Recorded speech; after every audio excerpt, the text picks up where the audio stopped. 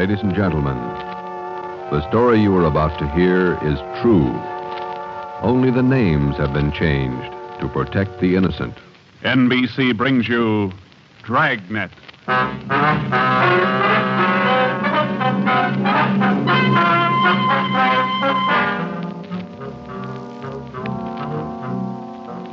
You're a detective sergeant. You're assigned to robbery detail. There's a potential killer on the loose in your city.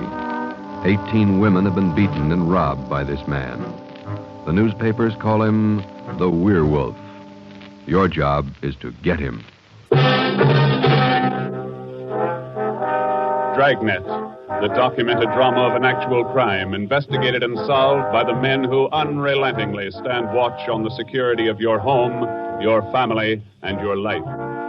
For the next 30 minutes, in cooperation with the Los Angeles Police Department, you will travel step by step on the side of the law through an actual case, from beginning to end, from crime to punishment. Dragnet is the story of your police force in action. It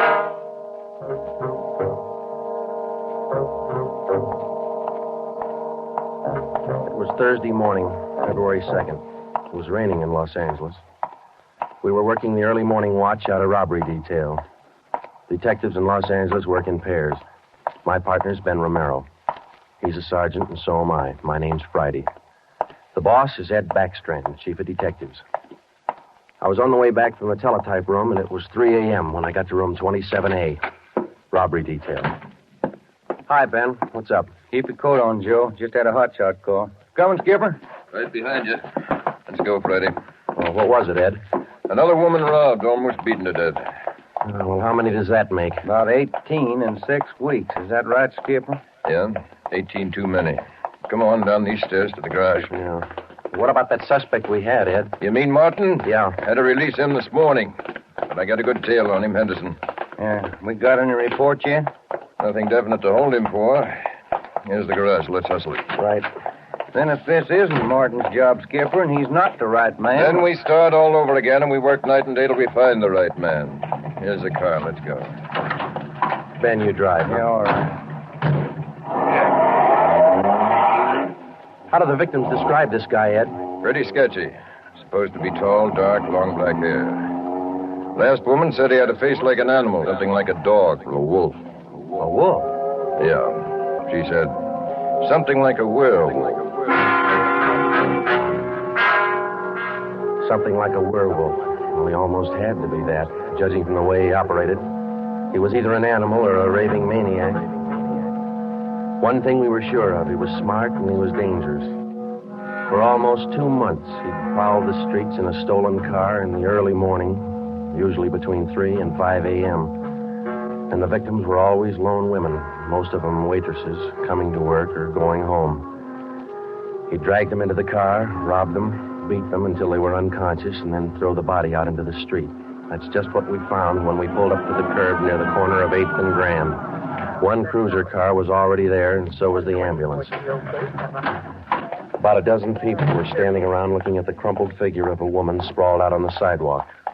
2 officers were talking to the only witness, a thin, sallow-faced newsboy. His story didn't give us much to go on. Like I was telling these cops, or these officers, sir, I was walking up 8th Street on my way home as usual when I see this blue Chevy sedan pull up down the block there a little way and dump out the dame's body. Well, actually, I don't know what to think. You get a look at the license plate? Well, no, I didn't. Tell you the truth, I could hardly keep from... Well, I was just plain scared. Mm. What did you do after you saw him throw the body out, son? Well, I just stood there for a minute, and the fellow in the car drove right on past me. Did you get a look at him? I sure did. How close were you when he drove past? Well, now, it couldn't have been more than, 8 or 10 feet away. I was right over there by the street light near the curb. Would you know this man if you saw him again? I don't know about his height or his build or his weight, but, mister, his face I'll never forget. Why do you say that? It was just like the paper says about him. Right here on the front page. Here, read it. See? Woman says the attacker looked like Werewolf. That's all the newsboy could tell us. The suspect drove a blue sedan. He had a face like a werewolf. We covered the neighborhood for clues, and we questioned a dozen people, but we got nowhere. We took the witness's name and address, and we drove down a couple of blocks to an all-night gas station. 14-hour off to Metropolitan. I'm going in here and call the office and see if Henderson's called in on Martin. We might still have a suspect. Right, Skipper. 13-hour off to Metropolitan. Looks as mad as a wet hornet, doesn't it, Joe? Yeah. Did you get a good look at that woman's face when they moved her in the ambulance? Yeah. Sure does like to mess him up. Oh, I don't know how we're going to get him, Ben, but we better do it fast. Next time, it'll probably be murder. Oh, here comes the skipper, Joe. Uh-oh. Doesn't look good. What is it, Ed? Just talked to Henderson. He tailed Martin to a bar in Long Beach. He hasn't been out of his sight for 2 minutes since yesterday. Martin's clear. And we're right back where we started. Yeah, with one more half-dead woman in the hospital. Well, how about that stolen car, Skip? Wait a minute. Get that radio up. Attack. Okay. Code 3. Ambulance dispatched. Code? Attention, all units. On Grand Avenue between Venice and Washington. A woman, victim of robbery and attack. Code 3. Ambulance to task. Code 3, red light and siren. Come on, Friday, let's roll.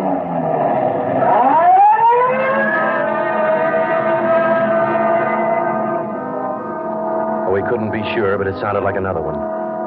6 minutes later, we were there. Same story. Werewolf. The next day, the chief ordered the number of cruiser cars doubled in the Central District. This was for the early morning watch with plainclothesmen to back them up. Then the newspapers played it vague, and in 2 days, the story was on the front page of every paper in town. Maybe that should have made the werewolf lay low, but it didn't. Because at 4 o'clock that morning, while Ben and I were patrolling with the other cars, he got his 20th victim. Attention, all units. Whittier between Soto and Matthews. A woman, victim of 211, an attack. Code 3. Ambulance dispatched. Here's a report on that blue sedan he used the other night, Joe. Found it out on Anaheim Telegraph Road. Any luck with it? Not one fingerprint we can use. Anything else? Nothing. Well, how about the auto theft detail? Same old story, Joe. He steals a car, uses it once, and then drops it. Never leaves a thing behind. Well, that's great. We're sure moving fast. How about that big guy you picked out of the lineup this morning? Oh, I checked his alibi. It's perfect. Now we haven't got even half a clue. Yeah. Well, come on, let's check with Ed. He's instructing the policewomen on a plan for tonight. All right. Now you've heard the report. You understand how the suspect operates and what you're to do. I think so. Remember, all of you forget you were ever policewomen. Change the way you walk, the way you carry yourselves. That's the part you're playing, all right? Okay. And be careful and don't take any chances. All right, Freddie. Okay, Ed. Now, just to make sure you look the part, we're spotting each one of you at different restaurants and coffee shops throughout the Central District. And from 7 o'clock tonight until daylight tomorrow, each one of you is going to be a waitress. You got that? Yeah. Okay, Ben, you want to give them their assignments? Okay, Joe. Well, here's the way it lines up. Marge Kissel at the Top Hat Cafe. That's on 9th Street between Alpharetta and Westlake. Okay. And Katie Welch, Joe's Coffee House, Brooklyn, Soto. Right. Pat Fielding at the All-Night Steakhouse on Figueroa Street between Florence No, the trick of using decoys to lure criminals into a trap wasn't exactly new, but, well, it was just one of the old tricks that we figured might land the werewolf behind bars. At 7 that night, Ben and I made the rounds and found each of the policewomen on her job as a waitress. Well, the overall plan was simple. The girls were to leave the different restaurants between 3 and 5 a.m. that morning and pretend they were walking home. We mapped different courses for each one of them to throw out as much bait as possible and yet not to make it look suspicious. Each policewoman, from the time she left the restaurant and stepped out into the deserted streets, would be pretty much on her own. We had officers planted all along the way at designated intervals, but a big element of chance and danger was still there. All we could do was cross our fingers and hope. How much more time, Joe? Let me see.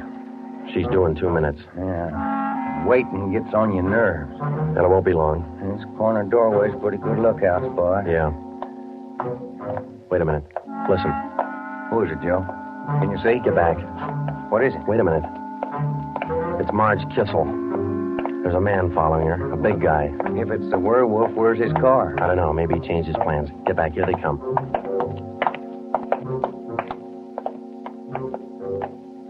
You get a look at him, Joe? Oh, pretty good. Not too suspicious. Might be coincidence. Well, I got a pretty good lead. Come on, let's go. Stay back in the shadows. Hey, Joe. Hmm? So where'd the guy go to? I lost him. The little coffee shop up in the next corner, see? Take a look. Oh, yeah. He's opening the door. He's turning on the lights. Yeah. Looks like a false alarm, Joe. Well, let's check him anyway.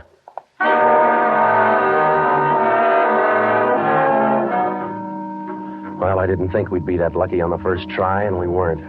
We asked the man a few questions, and it didn't take him long to show us he wasn't our man. He owned the coffee shop. So, Ben and I went back and took up our posts again and waited for the next decoy. We covered that 10-block course 6 times that morning, back and forth, following the bait, but it was almost as if the guy could sense a trap. Not once did we get a nibble.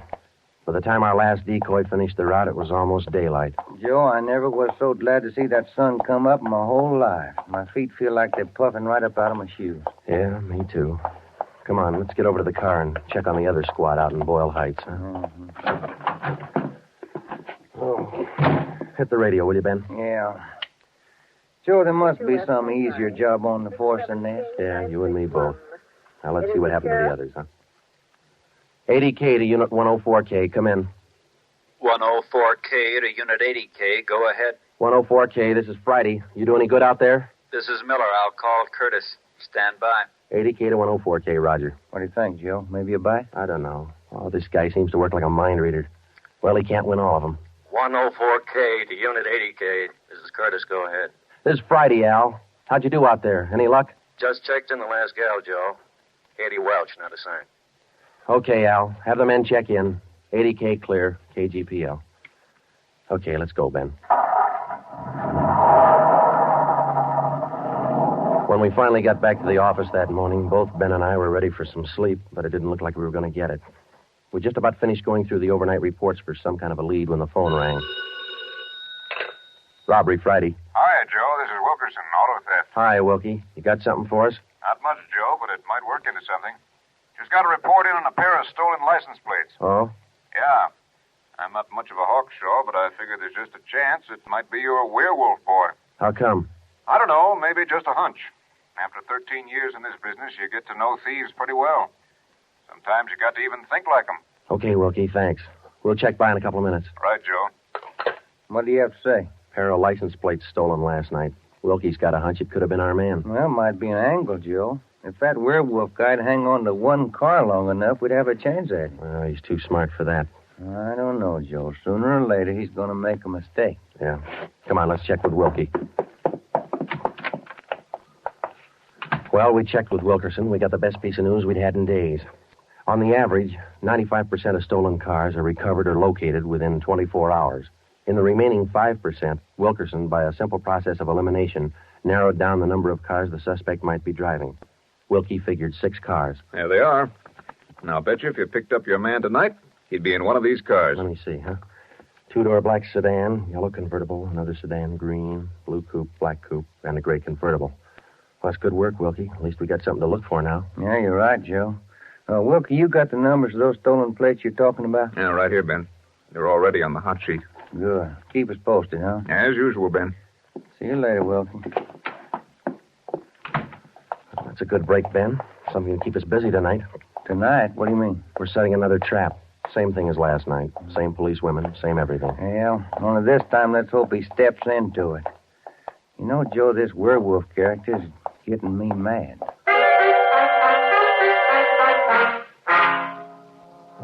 That night, we followed in our own footsteps. We planted the policewomen decoys in 3 separate districts, and a few minutes before 3 a.m., our squad of men took up their positions. The same policewomen went to their waitress jobs in the same restaurants, and Ben and I and the rest of the men stood in darkened doorways or empty filling stations or whatever cover we could find. And we waited and waited. What time is it, Joe? Let me look. 4:30. Oh, thank you. Any sign, Joe? No, nothing yet. Come on, stay in the shadows. That's the way it went all through the early morning. The same plan over and over again until daylight. Ben and I'd check in at the station, go over the late stolen car reports with Wilkie, catch a few hours sleep at home, and then come back and do it all over again. The next night, and the next morning, and the night after that, and the morning after that. 5 days later, Ben and I were ready to call it quits. I'll admit it, Joe, I can't figure it. The guy's either psychic or else he can smell a cop a mile away. Yeah, well, at least we got that stolen car angle left. Did you check with Wilkie yet this morning? I'll give him a call now. All right.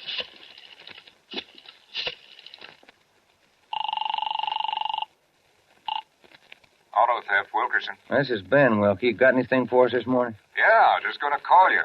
You fellas ought to let me solve your cases for you. Why? What'd you get?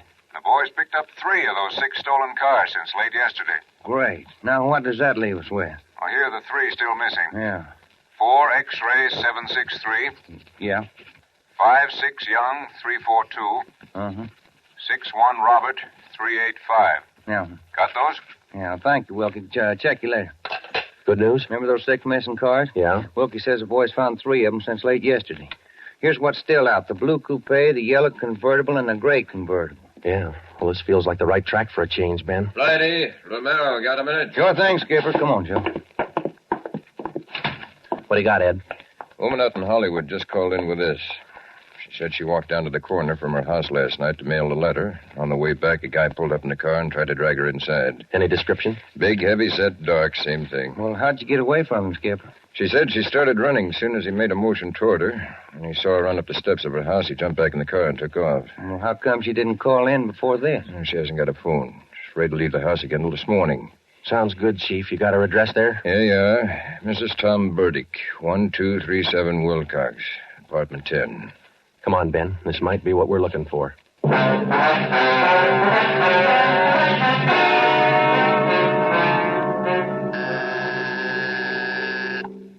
is it? Who's there? Sergeant Friday, ma'am. Police. Oh, just a moment. I'm Sergeant Romero, Miss Burdick. This is my partner, Sergeant Friday. We come out to check on your call about that little trouble last night. Oh, well, I don't know if I'm going to be much help to you.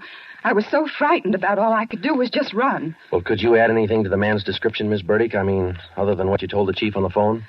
Well, now, honestly, I don't think I can. All I saw was this tall, dark man jumping out of his car and starting for me.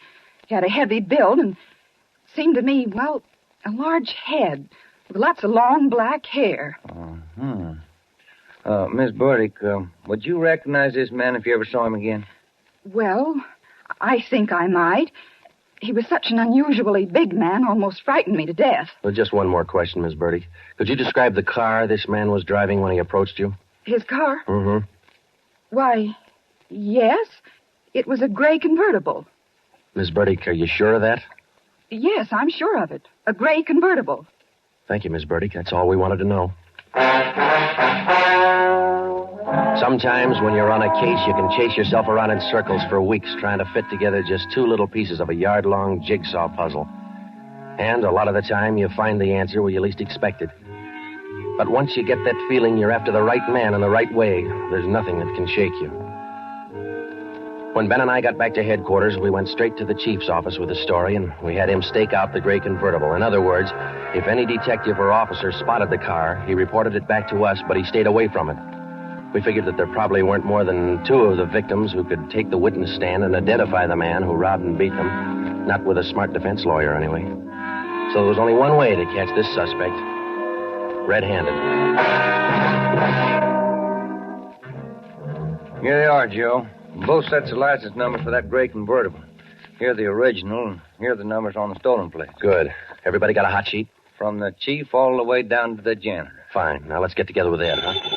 Hot shot, Joe. Grab it. I got it. On the corner of California and Oakwood, a woman badly beaten.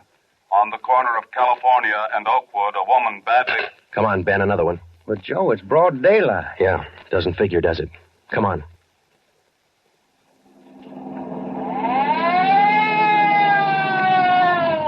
That vacant lot over there, Joe. 2 plainclothesmen and uniformed officers were keeping the crowd back. An ambulance was drawn up by the curb, but it was empty. When we got down to the rear of the lot, we found out why. They were waiting for the coroner. The woman was young, not much more than 30. Her body was half sprawled across the muddy ground, and her face was turned upward. It had been badly beaten. They figured it happened last night, Sergeant. Have the fingerprint men been notified? Yeah. How about the crime lab? Just called them. That's good. Now, let's keep everybody out of the area till they get here. All right, Sergeant. Who found the body? One of the kids in the neighborhood. The woman was dead when he found her. Did she live around here? About a half mile away. I hear she's got 3 kids. Or she had 3 kids. Uh-huh. You've seen enough, Ben? Yeah. Let's get on back to headquarters.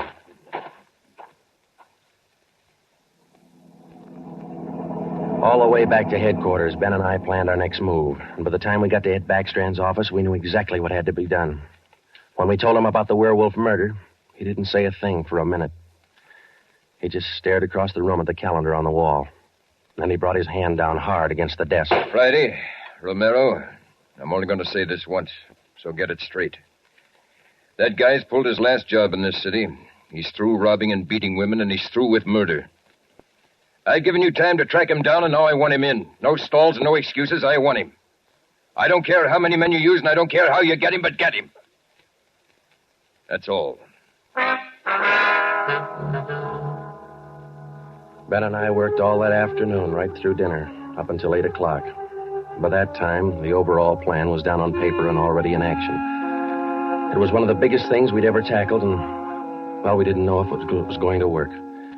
We only knew it had to work. We had a squad of 65 cars to stretch out over 40 square miles of the city in one big dragnet. The blockade itself would be stationary most of the time, and working inside it would be 2 cars, 14 policewomen as decoys, with 2 plainclothesmen assigned to watch each policewoman. If and when the Werewolf was sighted in the gray convertible, we'd automatically take over the police radio for the whole city, and Backstrand would direct the chase from headquarters.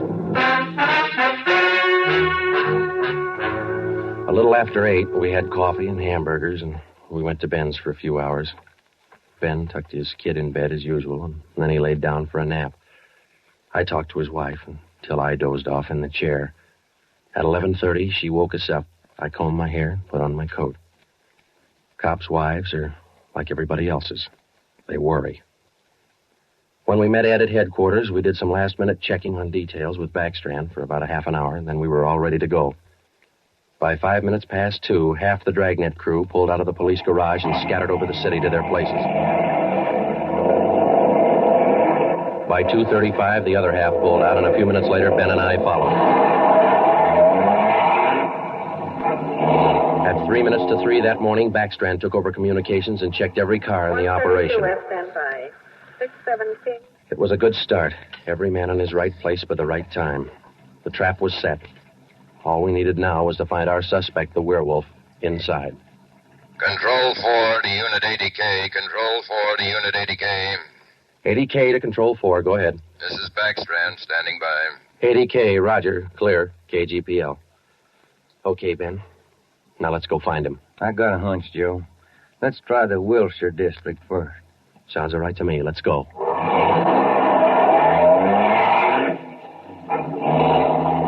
For the first hour and a half, we raked the Wilshire district back and forth. Not a sign. Then about 38 minutes past 4, we headed back for the downtown area and parked in an alley where we could double-check on one of our policewomen decoys. Here comes one of the gals now, Joe. Pat Fielding. Bet her feet are almost as tarred as mine. Yeah. You see anything else, Ben? Nothing. Quiet as a church. No, wait a minute. Car just turned the corner. Heading up in the same direction she is. Joe. Joe, it's slowing down. Wait a minute. It's pulling up beside her. It's a gray convertible. It's him, Joe. Come on. Ben, get out. He sees us. He's got a gun. You all right, Ben? Yeah, look at that guy take off. 80K to Control 4. 80K to Control 4. Unit 80K, go ahead. We've spotted the suspect. He's driving a gray Ford convertible, license 61 Robert 385. Suspect's headed east on Olympic from Alameda, driving without lights. Suspect is armed. He had a fast car and he knew how to drive it. We almost lost him twice. 2 minutes after we sighted him, Backstrand took over full radio control. Control 4 to Unit 80K. Your location? 80K to Control 4. We're traveling at a high rate of speed, headed east on Olympic, crossing Soto Street. Control 4 to all units. Stand by. Units 11A, 12, and 13R close in on the intersections at Olympic and Lorena. Units 41, 42, 45, and 104K move on the next 4 crossings east of that. To the north and south, units 105K, 14A, 17R, 43T. Block all main arteries.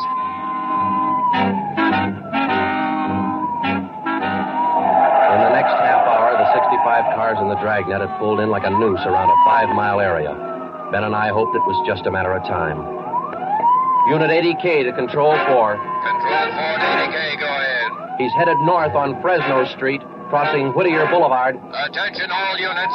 80K now pursuing suspect north on Fresno from Whittier Boulevard. Units 15, 105K, 11R, and 18A block off the intersection on Fresno and 4. Hey, Ben, up there ahead. What's he trying to do now? Look, he's turning around. Yeah, and he's coming right for us. Watch it, Joe. Look out! Pretty close. 80K to Control 4. Control 4 to 80K, go ahead. Exchanging shots with suspect. Watch it, Ben. Here he comes again. Sure likes to use that gun, doesn't he? Sure does. Hey, Joe, look. Look, he's turning east. He's running for Hollenbeck Park. Yeah, 80K to Control 4. Control 4, go ahead. Suspect just drove up over curb and into Hollenbeck Park. Control 4 to all units. Control 4 to all units. Converge on Hollenbeck Park. Suspect is in the park. He's armed. Use caution. Code 3.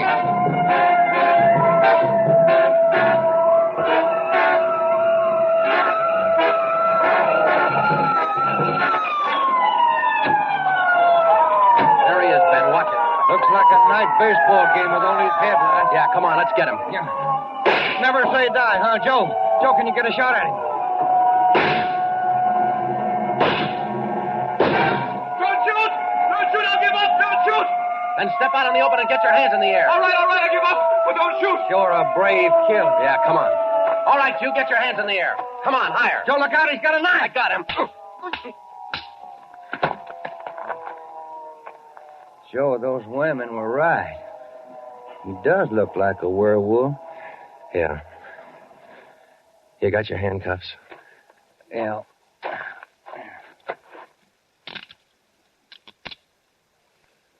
Okay. Got a cigarette? I've been out for an hour. Little place across the street. Maybe we can get some there. Okay. There's the crew from the 41R. Hey, fellas, take him into robbery, will you? Okay, Friday. I think there's a vending machine in there. Uh-huh.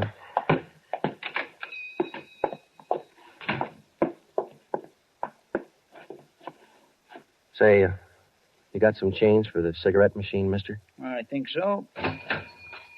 Say, who was that guy all them cops were after over in the park a little while ago? I picked up the werewolf. Been reading the papers? Yeah. You fellas cops? Yeah. Sure made it easy for you, didn't he?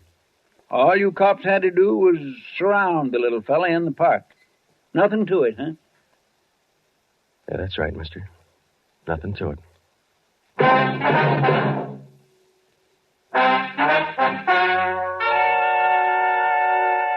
The story you have just heard was true.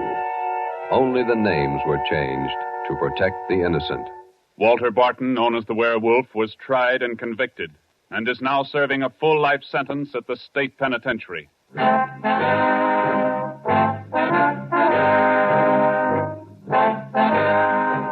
This has been Dragnet, the third in a new series of authentic cases from official files. Technical advice for Dragnet comes from the office of C.B. Horrell, Chief of Police, Los Angeles Police Department.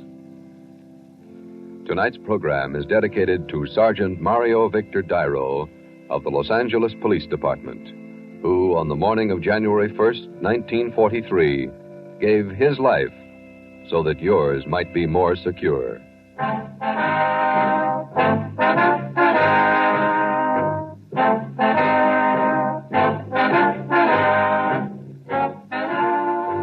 Dragnet came to you from Los Angeles.